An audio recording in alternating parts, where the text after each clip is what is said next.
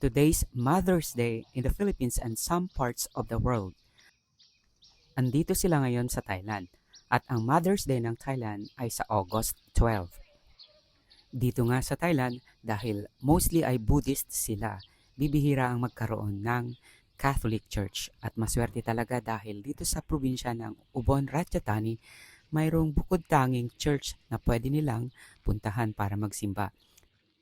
Isa sa mga namimiss kasi ng nanay ang magsimba Sige tuwing lang ay. linggo kasama ang Hindi mga pa ako ate Bing mother. at ate En ko.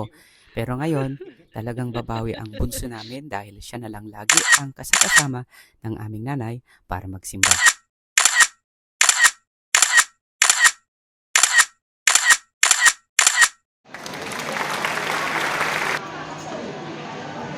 Hi!